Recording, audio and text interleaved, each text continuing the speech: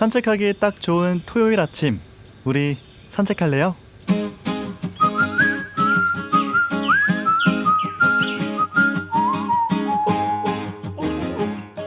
2024년의 첫 주말 아침입니다. 이제 새해가 밝은 지 6일째가 됐습니다. 이 새해 계획, 새해 목표는 잘 지키고 계신가요? 혹시 작심삼일에 그치고 다음 주 월요일부터 다시 시작해보자 하고 생각하신 분들도 계시죠? 맞습니다. 다시 시작하면 되죠. 그런데 다시 시작하기 전에 지금도 잘 지키고 계신 분들까지 모두 포함해서 우리 약속 하나 해볼까요? 너무 잘하려고만 하지 말기. 이게 너무 잘하려고 하면은 쉽게 지치잖아요. 그러니까 우리 잘 하기 말고 그냥 뭐가 됐든 일단 하기, 이걸로 마음을 먹어봐요. 어설프든 엉성하든 괜찮으니까 그냥 일단 해보고요. 그 다음에 내가 그걸 했다는 거에 의미를 두고 스스로 칭찬을 해보는 거죠. 그렇게 어떻게든 하는 날이 쌓이고 쌓이다 보면 뭐가 됐든 될 게 분명합니다.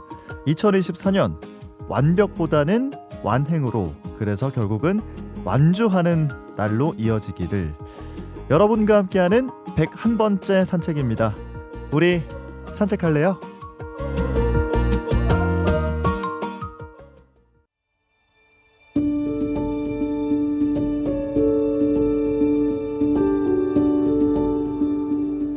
나의 마음을 들어주는 이 시간, 나들이.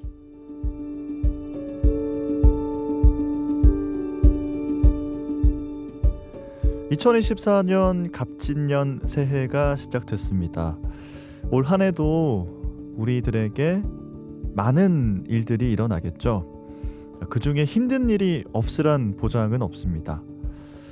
힘든 일이 생겨서 갈 곳이 없어서 정처 없이 헤매게 될 때, 그럴 때 여기 우리 산책할래요? 나들이를 방문해 주시기 바랍니다. 우리 산책할래요 101번째 산책이고요. 오늘은 김민경 정신건강의학과 전문의와 함께 하겠습니다. 선생님 안녕하세요. 안녕하세요. 반갑습니다. 네, 선생님 새해 복 많이 받으십시오. 네, 새해 복 많이 받으십시오. 네, 좀 어떻게 지내셨습니까?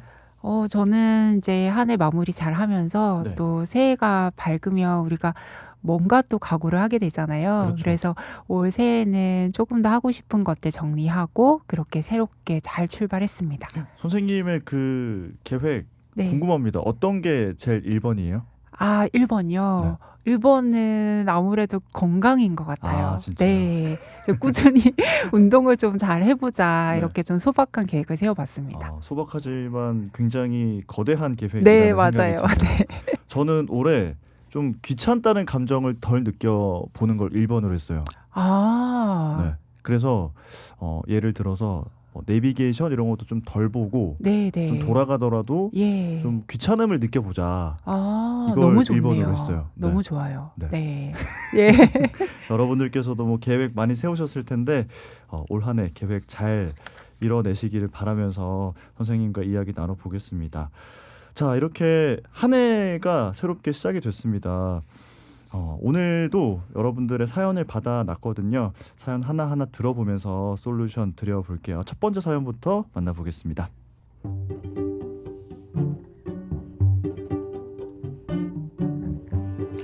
뭔가를 하려 할 때 계획대로 되지 않으면 쉽게 의욕을 잃습니다. 예를 들어 얼마 전에 제 방의 가구 위치도 바꾸고 가볍게 인테리어를 하려고 했어요. 그런데 그 중에 제가 사고 싶었던 것이 하나 품절이 된 거예요. 갑자기 모든 의욕을 잃고 아무것도 사지도 하지도 않았습니다. 그것만 빼고 하면 된다는 것을 알면서도요. 대부분의 일이 이렇습니다. 계획했는데 뜻하는 대로 되지 않으면 그 이후부터는 하기 싫어져요. 모든 것이 제대로 완벽하게 굴러가야 합니다. 그런데 사실 계획대로 제대로 굴러가는 일이 별로 없잖아요. 그러다 보니 아무것도 못한 채로 포기하게 되는 경우가 많습니다.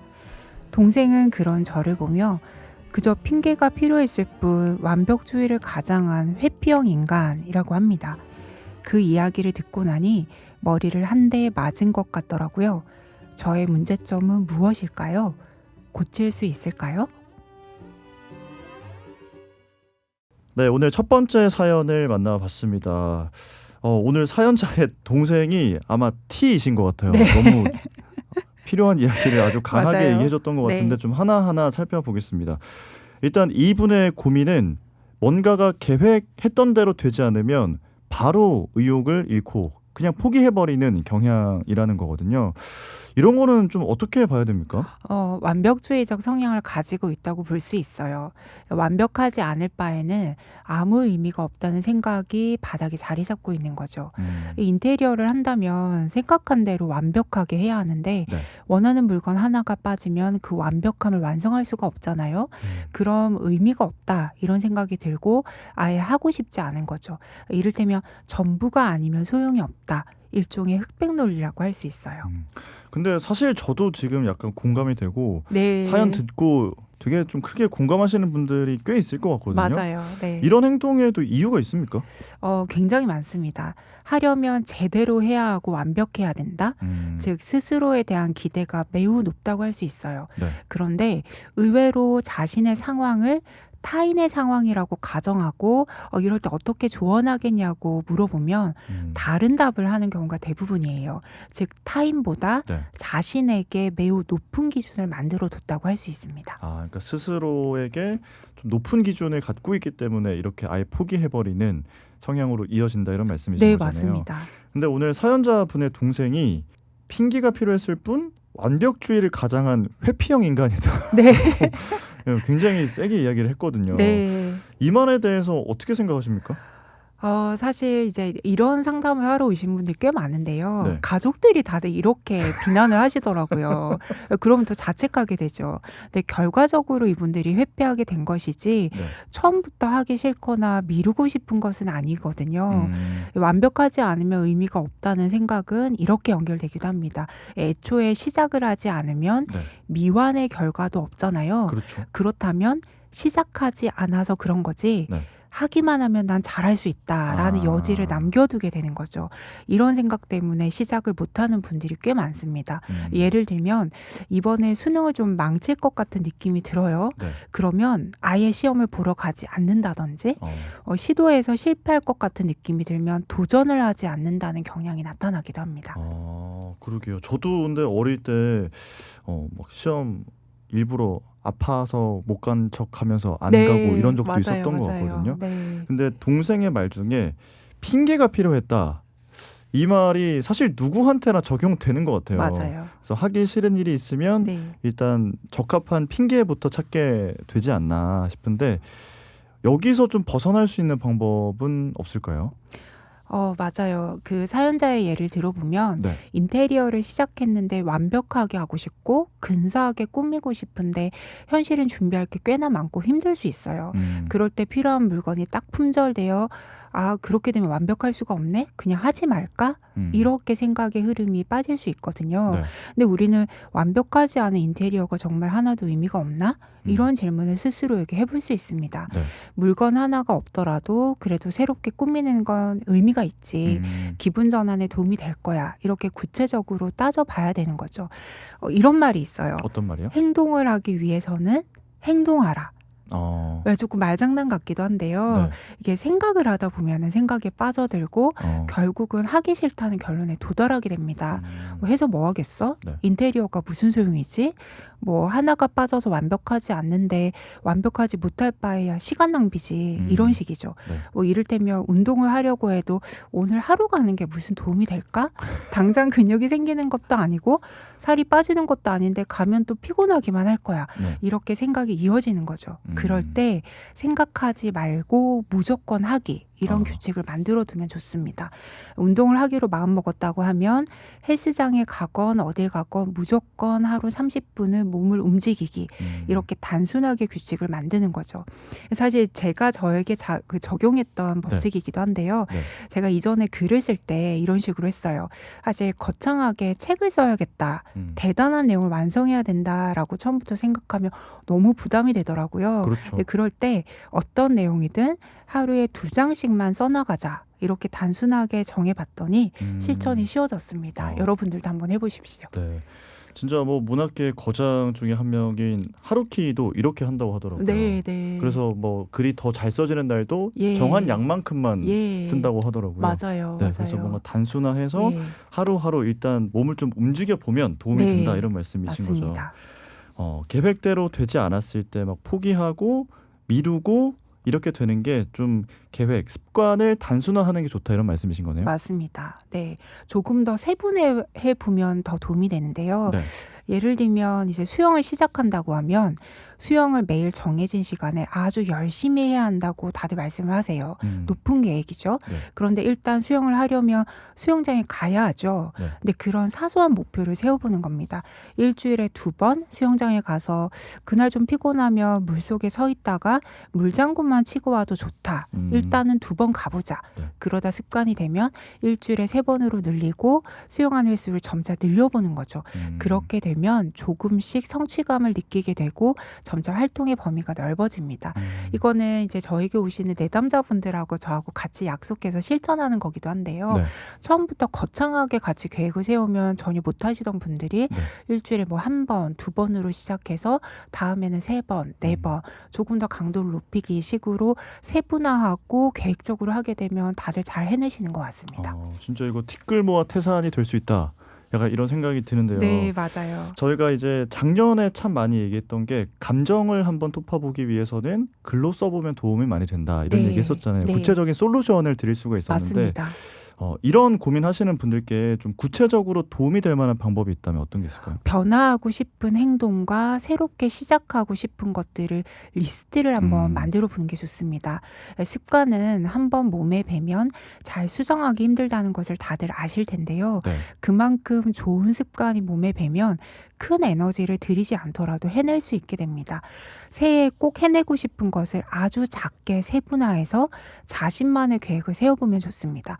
구체적일수록 좋은데요. 새해에는 막연하게 운동을 해야지 이렇게 말고 네. 매일 혹은 일주일에 3번 30분 동안 줄넘기를 한다 혹은 산책을 한다 이렇게 구체적으로 정하는 것이 도움이 됩니다. 네. 사실 우리가 뭐 출근을 하거나 학교를 갈 때 아침마다 거창한 고민을 하고 집을 나서지 않잖아요. 그렇죠. 예, 그런데 습관이 배지 않는 어떤 행동을 할 때는 고민을 하게 됩니다. 오늘 하러 갈까 말까 하면 무슨 도움이 되지?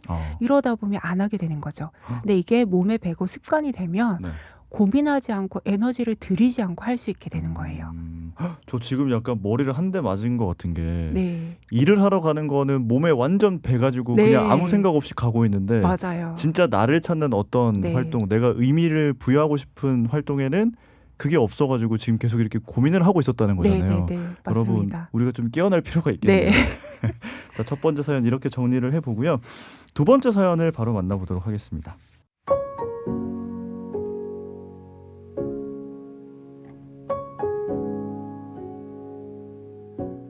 40대 중반 부부입니다. 남편은 어떤 일이 벌어졌거나 어떤 일을 앞두고 있을 때 긍정적으로 바라보려고 하는 것 같아요.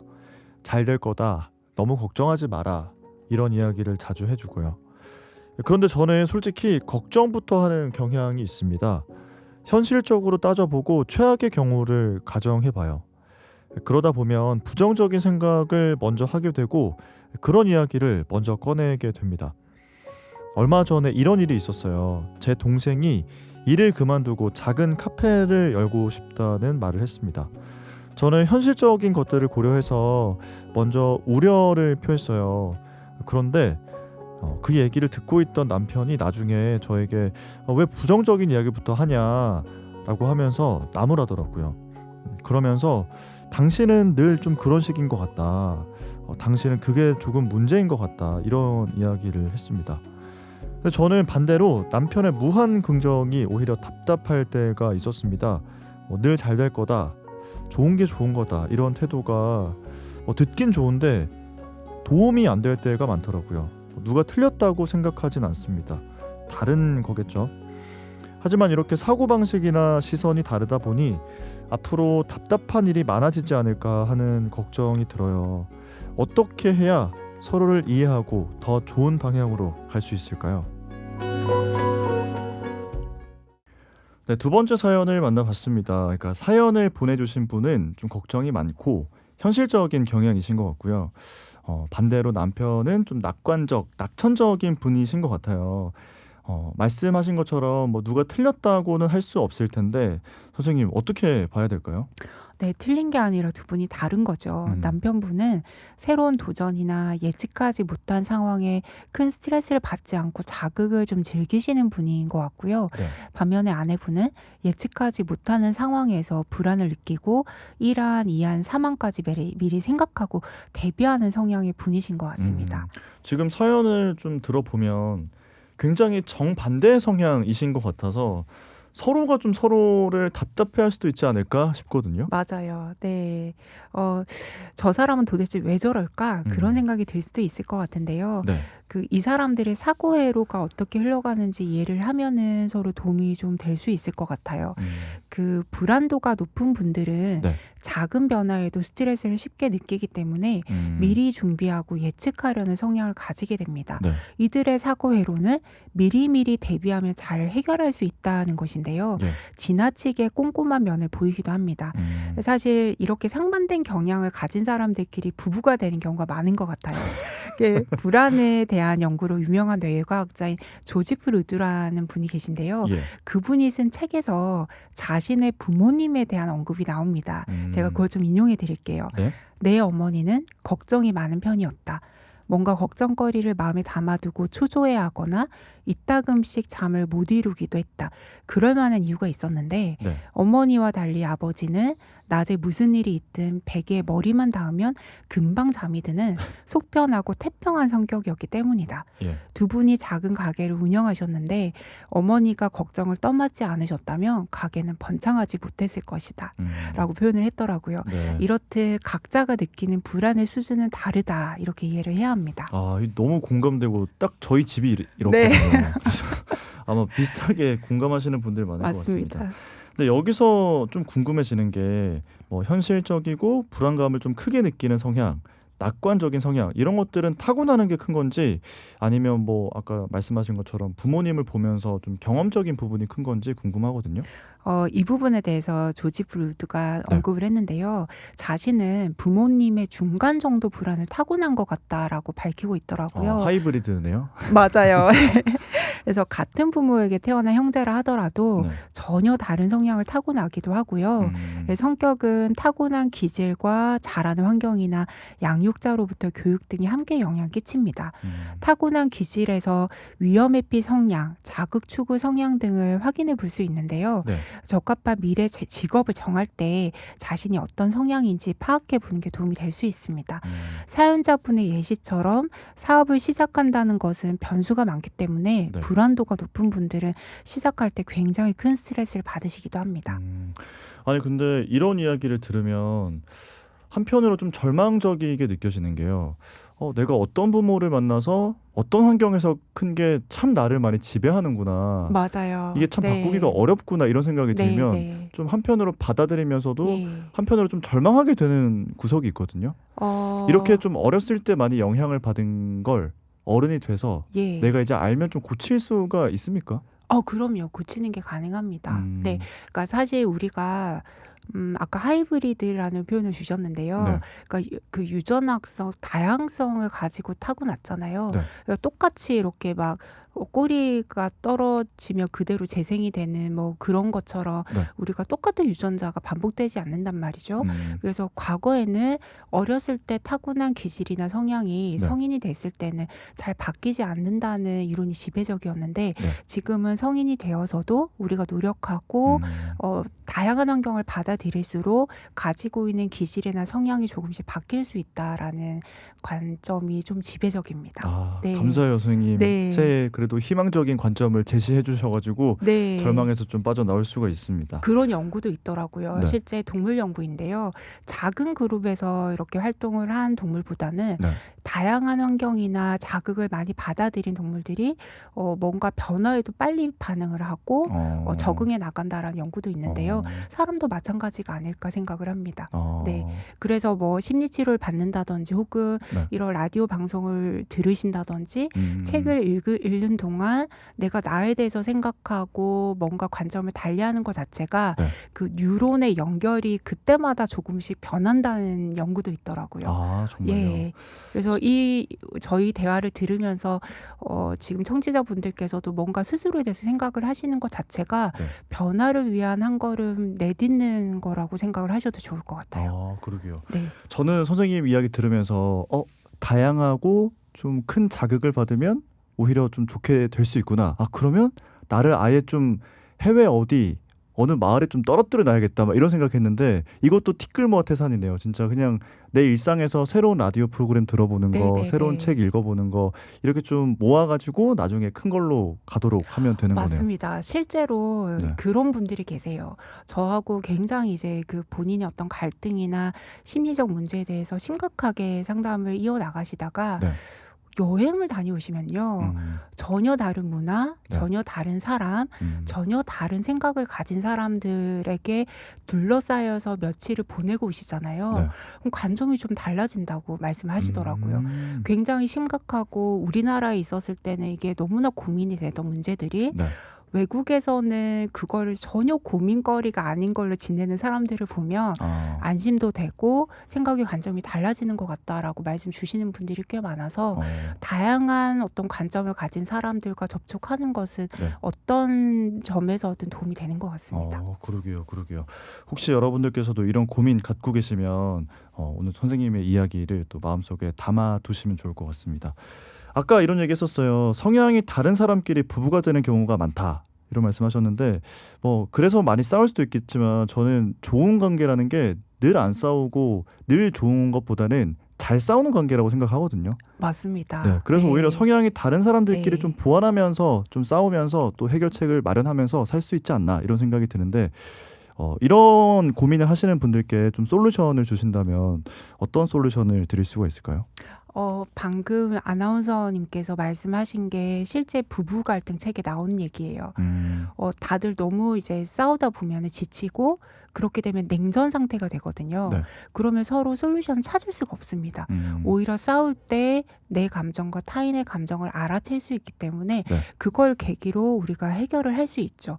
그래서 제가 아까 그 사연자분의 부부들께서 나눈 대화를 다시 조금 제각각하게 해서 이제 도움을 드린다면 네. 사실 남편과 아내가 그 아내 동생을 바라보는 태도는 저는 일관됐다고 생각을 해요. 걱정을 하는 거죠. 예. 도움을 주고 싶은 마음이죠. 그런데 아내와 남편의 생각이 좀 다를 뿐인 거예요. 그랬을 때 남편이 아내에게 이게 당신이 문제야. 당신은 늘 그런 식이야.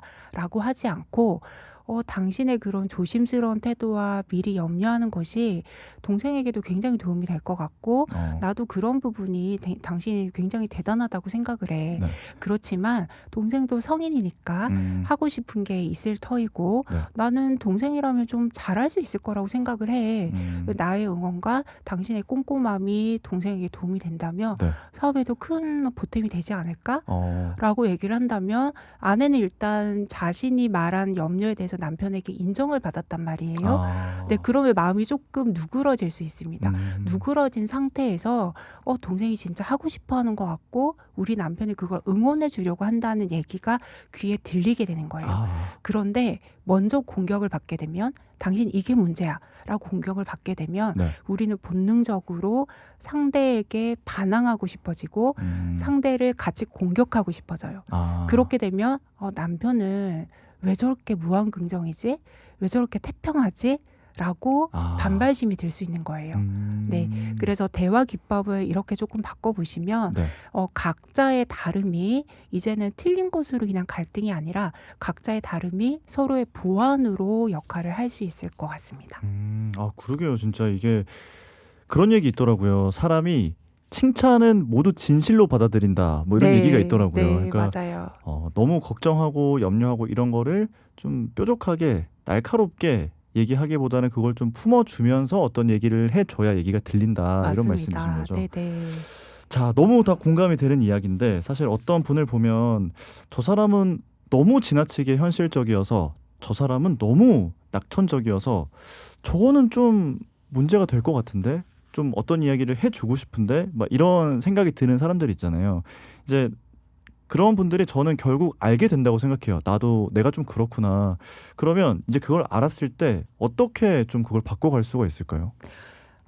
사실은 이제 이거는 굉장히 상대적인 거잖아요. 그렇죠. 우리가 대인관계를 하면서 뭐 이게 조금 과하다 혹은 이거는 너무 조금 내가 성급했다 이런 것들을 알아채게 되는 건데요. 네. 나라나 문화마다 그게 좀 다를 수 있습니다. 음, 그런데 내가 너무 내 생각만 고집하다 보면 타인의 의견이나 감정을 받아들일 수 없는 상태가 되는데 우선은 귀를 열고 타인의 생각이나 감정을 조금 받아들이는 연습을 하면 네. 좀 유연해질 수 있어요. 아, 실제로 이런 연구들이 좀 있다고 해요. 그러니까 어린이들에 비해서 나이 든 어른은 생각의 유연성이 좀 떨어지는데 네. 그걸 실제로 이제 뇌과학 촬영을 해봤더니 신경과 신경 사이를 연결하는 백색질이라고 하는 게 있는데요. 네. 그게 너무 좀 단단하게 연결이 되어 있다는 거죠. 그래서 우리가 다른 사람의 생각이나 감정을 좀 더 많이 수용하고 그것에 대해서 고려하고 생각을 할수록 네. 내 생각이 유연해져서 다른 사람들과 조금 비슷하게 맞춰 나갈 수 있다. 이렇게 생각해 보시면 좋을 것 같아요. 아, 그러게요. 오늘도 너무너무 도움이 되는 이야기를 많이 해주셔서 2024년도 뭔가 좀 마음이 힘들고 이럴 때 선생님의 말을 생각하면서 이겨내야겠다 이런 생각을 하게 됩니다. 자, 오늘 새해 첫 방송이었거든요. 방송 듣고 계시는 청취자분들께 2024년 이 마음만은 꼭 마음에 품고 한 해 보내셨으면 좋겠습니다 하는 내용이 있다면요? 네, 제가 이제 저와 상담한 내담자분들께 자주 드리는 말씀인데요. 우리가 살다 보면 희망차게 시작을 하더라도 힘든 일이 생길 수 있습니다. 네. 그럴 때 인생이 힘들다고 느껴질 때 우리는 세상을 원망하고 우리 스스로를 탓하게 되는 경향이 있거든요. 그런 순간 나에게, 자신에게 관대하자라고 명심하셨으면 좋을 것 같아요. 네. 그러게요. 세상이 힘들지만 네. 내가 나에게 친절하고 관대하게 대하자. 이걸 꼭 명심하십시오. 그러게요. 나를 좀 남으로 생각하고 좀 관대하게 생각하는 게 필요하다 이런 말씀이신 것 같네요. 네. 네. 선생님도 그런 마음으로 2024년 잘 보내시고 올 한 해도 잘 부탁드리겠습니다. 네, 감사합니다. 네, 감사합니다. 지금까지 김민경 정신건강의학과 전문의와 함께했습니다. 우리 산책할래요 101번째 산책 2024년 첫 방송이었습니다. 저는 다음 주 102번째 산책길에서 먼저 기다리고 있을게요. 지금까지 아나운서 서정모였습니다. 오늘 마지막 곡으로 페퍼톤즈의 바이크 남기겠습니다.